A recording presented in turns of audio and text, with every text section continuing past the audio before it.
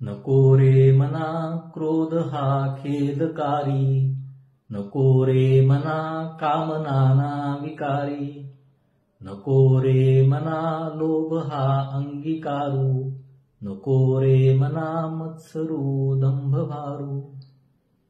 संत रामदासांनी मनाला काय काय सांगितलं पहा.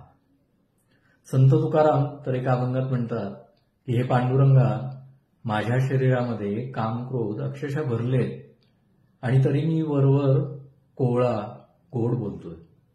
तू तुझ्या पायाशी मला कसा ठेवून घेतो पांडुरंगा, तुझं तुला माहिती. आपले सगळे संत मला मानसशास्त्राचे उत्तम अभ्यासक वाटतात. त्यांच्या इतका मनाचा सूक्ष्म अभ्यास कुणी केला नसावा. जेव्हा राग, संताप, क्रोध याच्यावरती नियंत्रणाचा विषय येतो त्यावेळेला लोक अनेक उपाय सांगतात.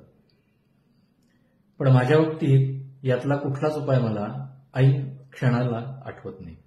आणि जरी आठवला तरी त्याच्यामुळे माझा राग किंवा संताप नियंत्रणात आलाय असंही होत नाही. मला बऱ्याचदा तो हेराफेरीमधला नाना पाटेकर आठवतो.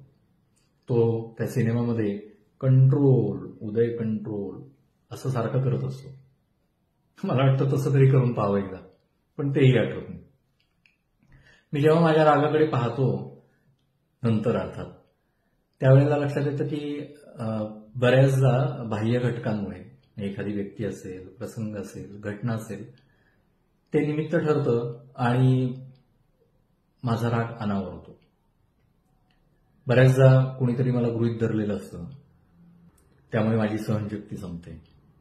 किंवा मी माझ्याविषयीची जी प्रतिमा माझ्या मनात तयार केली आहे त्या प्रतिमेला कुणीतरी धक्का देतं, किंवा कुणीतरी माझा गैरफायदा घेत आहे असं मला वाटतं, किंवा कुणीतरी काहीतरी बोललंय आणि त्याच्यामुळे माझा अहंकार दुखावतो. ह्याच्यामुळे मी संतापलोय, रागावलोय असं झालंय बऱ्याचदा. काही प्रसंगांमध्ये रस्त्यावरती अर्थात रोड रेजच्या प्रकारांमध्ये मी बऱ्याचदा अनुभव घेतला याचा, की कोणीतरी नियम तोडतं आणि वर आपल्यावरती आरेरवी करतं. त्यावेळेला मात्र माझा अक्षरशः संतापाचा स्फोट होतो. काही वेळेला असं होतं की कुणीतरी काहीतरी चुकीचं वागतंय, कुणी कोणावर तरी अन्याय करतंय, किंवा कुणी गुंड मुलं मुलीची छेड काढतायत. त्या अशा प्रसंगांमध्ये मात्र राग अगदी योग्य असतो. तो येणं अगदी स्वाभाविक आहे, यायलाच हवा. असे प्रसंगही माझ्या बाबतीत घडलेत. या प्रसंगांमध्ये कुठला प्रसंग योग्य, कुठला राग योग्य किंवा कुठला संताप योग्य हे ठरवायचं कसं? तर मला रामदासांचा जो मनाचा श्लोक आहे आणि त्याच्यातलं त्यांनी केलेलं जे वर्णन आहे ते मला खूप महत्वाचं वाटतं. नको रे मना क्रोध हा खेदकारी.